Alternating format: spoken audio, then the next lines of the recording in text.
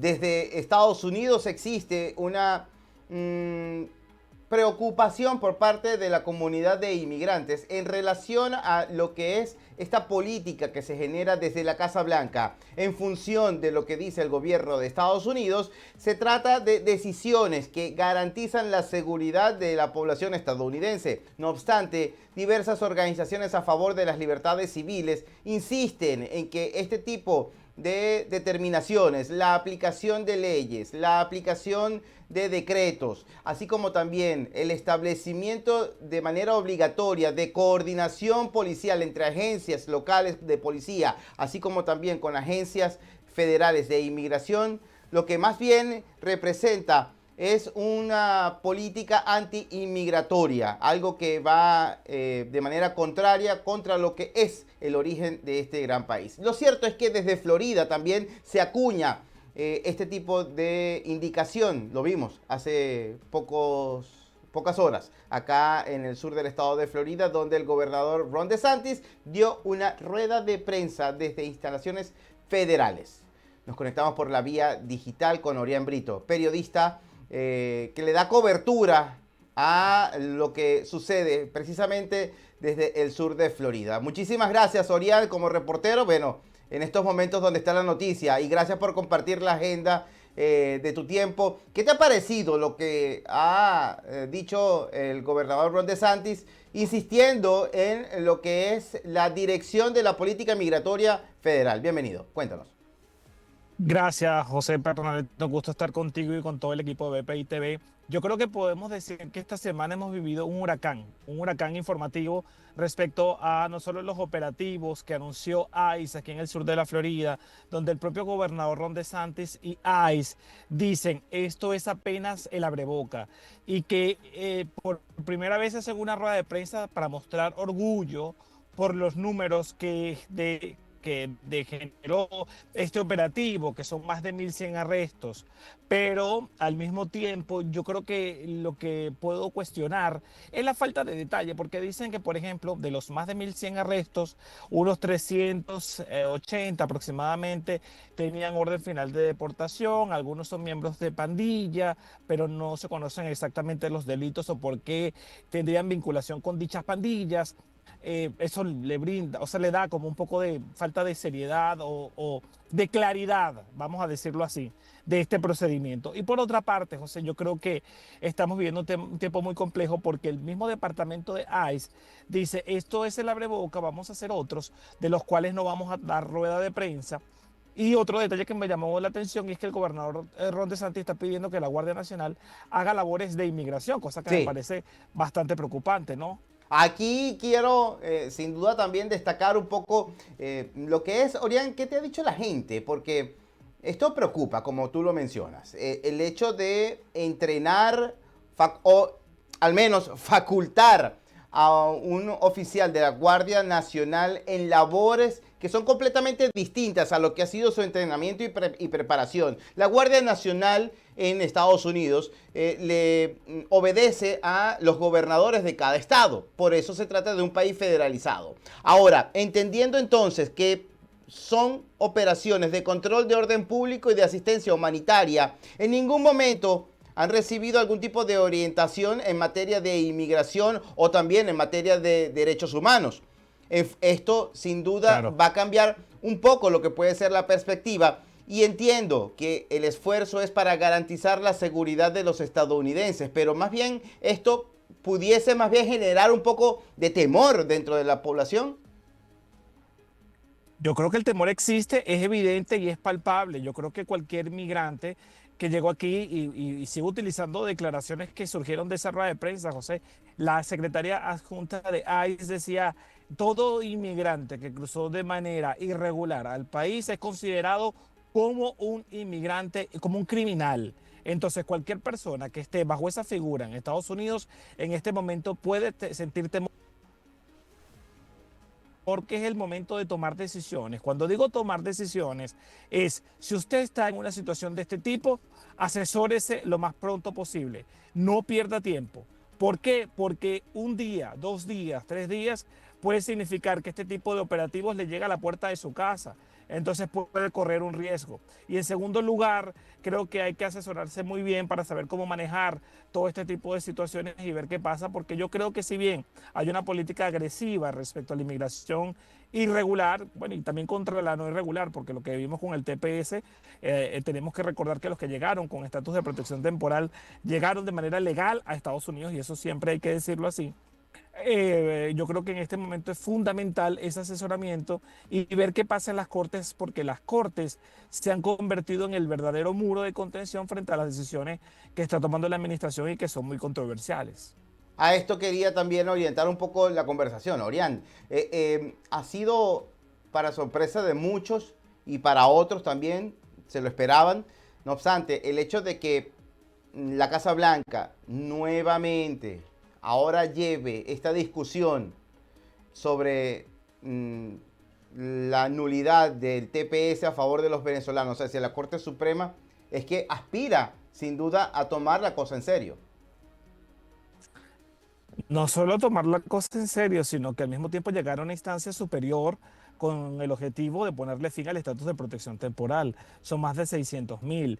Sin embargo, nosotros, yo creo que como profesionales de este negocio, que además tenemos que informar con claridad a la comunidad, lo importante es no infundir el pánico. Comprendemos que son decisiones controvertidas, que hay mucha gente que siente temor, pero en este momento hay que tener confianza y esperar un poco las decisiones que se tomen. Hemos llegado hasta aquí porque hay jueces que han puesto el freno y que de algún u otro tiempo están trabajando en ello. Entonces, ¿por qué perder la confianza en este momento? Y yo creo que hay que informarse mucho en las decisiones que se puedan tomar. El 7 de mayo, por ejemplo, una fecha importante, quienes rechazan el TPS y quienes lo defienden van a poder emitir sus alegatos. En las próximas semanas conocer una decisión. Y un dato importante, si usted tiene, por ejemplo, un TPS aquí, quédese tranquilo porque usted no está perdiendo absolutamente nada. Su estatus, su licencia, su permiso de conducir, perdón, su permiso de trabajo, todo está igualito y eso hay que destacarlo. Ahora, Orián, otra de las discusiones que se han desarrollado durante las últimas semanas con mucha insistencia, al menos cuando uno va al mercado, cuando uno va al banco, en un centro comercial, en la estación de servicio, es la economía. Ayer conversaba con un representante del Partido Republicano y nos decía que, bueno, que el impacto de la administración anterior había sido muy profundo y perjudicial para la economía de los estadounidenses. No hay que olvidar que durante la administración del expresidente Joe Biden hubo una profunda herida económica acá en Estados Unidos, con una inflación de la cual todavía hay mucho que sanar. Y esto quiero insistir porque de acuerdo a la más reciente medición de unas encuestadoras, el mejoramiento económico en estos momentos pareciera que más bien aparta la aceptación de estos niveles que eran bastante elevados semanas atrás, y ahora a favor del presidente Donald J. Trump estos números comienzan a disminuir. Mira, yo te voy a dar mi percepción sobre este tema porque he preferido, como periodista que somos, documentarnos. Por supuesto está el sentir de la gente, pero aquí hay una estrategia importante que no podemos olvidar.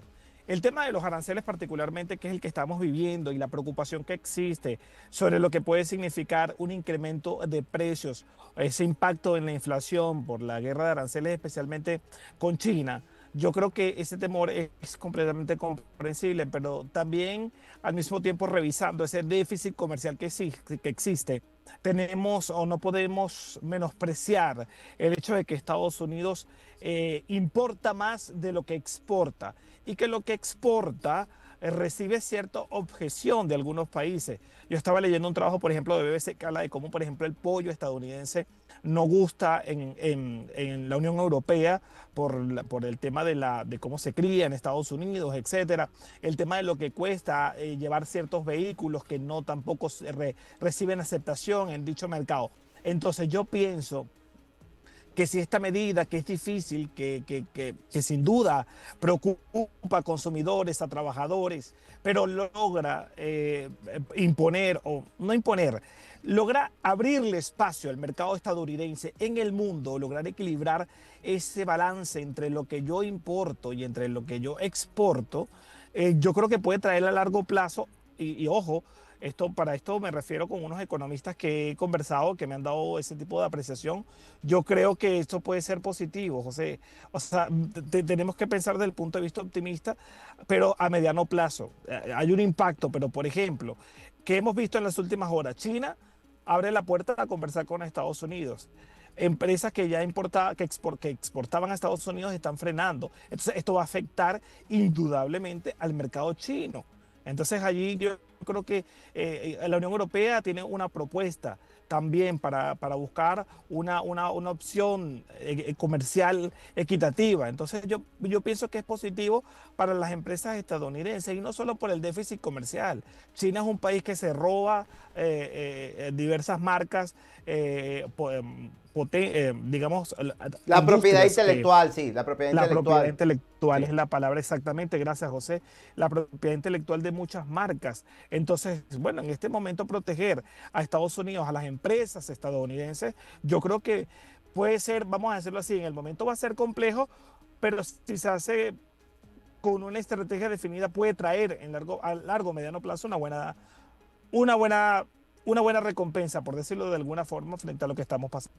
Sí, y sin duda que las críticas a veces vienen de sectores que en algún momento también atribuyen que este tipo de mejoras deben ser inmediatas. Y estamos hablando de procesos de economía que son bastante complejos. No se trata de un partido deportivo en el que quizás un marcador puede cambiar el destino completamente de manera inmediata hacia dónde va el final de este encuentro.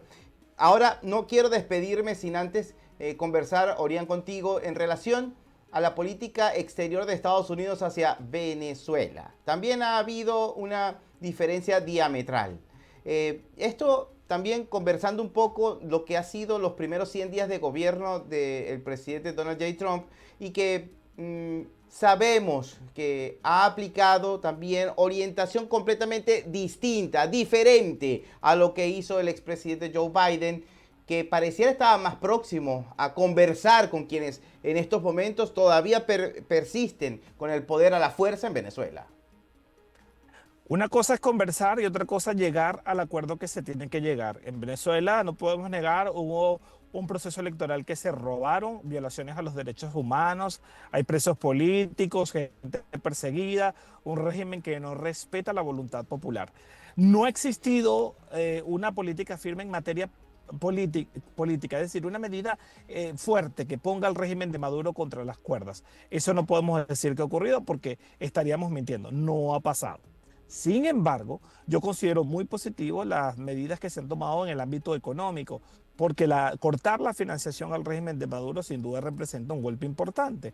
Por ejemplo, esta semana vimos como un cargamento de Chevron, empresa que tiene licencia para operar en Venezuela, por parte de una licencia otorgada por la administración Biden, tuvo que regresar con un cargamento de petróleo, lo que afectaría el 20% de la producción venezolana. Creo que en ese sentido se utiliza una estrategia fuerte al mismo tiempo y se ha obligado prácticamente el régimen de Maduro a recibir a migrantes venezolanos deportados. Hoy llegó un grupo de 174. Entonces, creo que si bien no vemos un régimen acorralado, no existe esas concesiones, porque con Biden se dio muchas oportunidades, pero al final del día, ¿qué logramos cuando un gobierno se robó una elección y no pasó nada? Entonces hay que esperar un poco a ver qué ocurre. Yo creo que sí está en la lista lo que pueda pasar en Venezuela o la decisión, una política fuerte hacia Venezuela, Cuba o Nicaragua, pero creo que en este momento están enfocados en una primera etapa o a juzgar por lo que uno ve en el tema económico y por eso es lo que vimos con PDVSA.